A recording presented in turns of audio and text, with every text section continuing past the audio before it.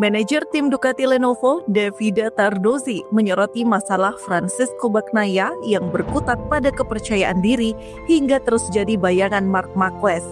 Raihan podium Bagnaia pada MotoGP Qatar 2025 menjadi angin segar bagi sang juara dunia MotoGP 2 kali tersebut. Penampilan dia yang cukup berhasil untuk ikut bersaing di area depan hingga terus memangkas ketertinggalan dari Marquez di klasemen kejuaraan dunia MotoGP 2025 tentu membuat semeringah.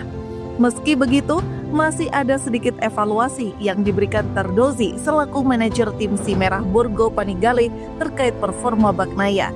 Memang Bagnaia sukses meramaikan podium, tetapi aksinya di lintasan masih kalah cepat dari Marquez yang sama-sama menunggangi Ducati Desmosedici yang sama. Berdasarkan pengamatan Tardozzi yang telah mengenal Pecco Bagnaia sejak masih dia memperkuat tim satelit Pramac, ada masalah non-teknis yang mengganjal. Bisa dibilang, menurut Tardozzi, Bagnaia agak rewel kalau sudah menyangkut masalah setting motor. Dia bukan tipe pembalap yang mau mengendarai motor yang tidak cocok dengan gaya berkendara dia. Itu yang jadi pemicu masalah bagi timnya. Pecco harus berpikir bahwa dia adalah seorang juara dunia. Dia harus bisa mengatasi masalahnya, kata Tardozzi. Dalam beberapa seri pertama musim ini, Bagnaia tampak kurang nyaman dengan setiap sesi yang dia jalani di atas motor. Kecepatan gila dia di musim lalu seolah menguap dan terbanting habis bila disandingkan dengan Marquez yang tampil dengan baik.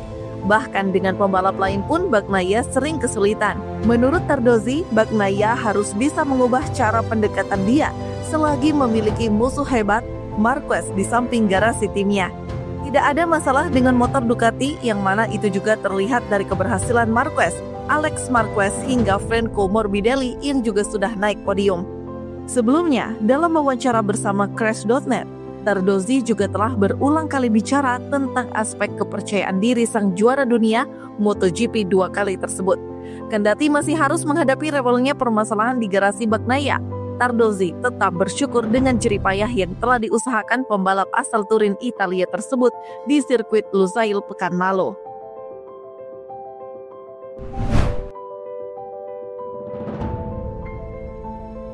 Pembalap tim pabrikan Honda, Luca Marini, menyusun siasat agar bisa memetik hasil baik pada seri MotoGP Spanyol 2025. Nuansa positif tengah dirasakan oleh Luca Marini usai menjalani balapan terakhir dalam seri GP Qatar yang bergulir akhir pekan kemarin. Adik tiri Valentino Rossi tersebut mampu menutuskan balapan di sirkuit Lusail itu dengan menduduki finish di urutan ke-10. Hasil tersebut membuat Marini menjadi penunggang Honda terbaik kedua pada GP Qatar usai Johan Zarco meraih finish di posisi keempat. Rider asal Prancis yang membela LCR Honda itu finish di tempat tersebut usai penalti 16 detik yang harus diterima Maverick Vinales akibat tekanan ban yang rendah. Untuk sesi sprint atau balapan pendek GP Qatar, Marini gagal menorehkan tambahan poin setelah menyelesaikan di urutan ke-15. Hasil pada GP Qatar itu turut melanjutkan konsistensi Marini dalam selalu berada di urutan 10 besar pada sesi balapan utama. Kendati demikian, segudang pekerjaan rumah masih harus diselesaikan oleh tim berlogo sayap tunggal itu mengingat performa RC213V masih belum mumpuni. Salah satu kendala yang masih terasa adalah top speed motor di mana Marini kesulitan untuk bersaing di lintasan lurus. Sebuah gagasan pun sudah disiapkan Marini dan timnya agar bisa menjaga momentum baik dan meningkatkannya di seri MotoGP Spanyol 2025. Balapan yang akan digelar di sirkuit Jerez Spanyol pada akhir pekan depan itu akan menjadi pembuktian tersendiri bagi Marini. Strategi yang cukup realistis untuk dilakukan agar bisa meraih hasil maksimal pada MotoGP Spanyol 2025 adalah mengincar babak kualifikasi. Marini harus bisa mendapatkan posisi yang ideal untuk melakukan start karena dia sepenuhnya sadar kemampuan motornya belum mampu jika harus berjuang dari urutan yang merugikan. Kami akan pergi ke Jerez dengan ide untuk mencoba menggabungkan semuanya agar efektif dalam babak kualifikasi. Ekspektasi kami sebelum menjalani seri ini tidak terlalu tinggi.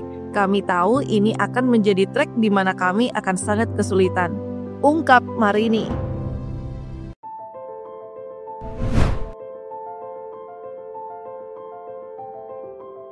Sang juara bertahan MotoGP Jorge Martin mungkin akan absen dari balapan selama 3 bulan ke depan. Cedera baru yang dialami Jorge Martin membuatnya harus beristirahat setidaknya selama 2 pekan di rumah sakit Qatar sebelum bisa kembali ke Spanyol. Indikasi awal menunjukkan bahwa ia akan absen sekitar 3 bulan.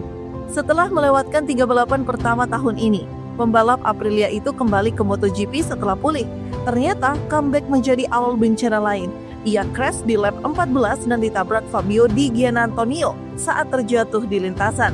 Hasil pemeriksaan di rumah sakit menunjukkan adanya pneumotoraks dan 11 tulang rusuk yang patah. Martin harus menjalani pemasangan selang drainase di bagian kanannya, yang kemungkinan akan dilepas dalam 4 hingga 7 hari. Seorang dokter yang secara teratur merawat para pembalap MotoGP mengatakan bahwa Martin akan absen selama tidak kurang dari 3 bulan, sambil menunggu rincian lebih lanjut tentang cederanya. Setelah mengalami cedera 3 kali dalam 65 hari, dan mengalami 2 kecelakaan yang sangat parah setelah 2 pemulihan pertama, Martin harus bersabar sebelum kembali mengendarai Aprilia. Hal ini akan menjadi lebih penting sekarang dibandingkan saat menjelang kembalinya ke Qatar.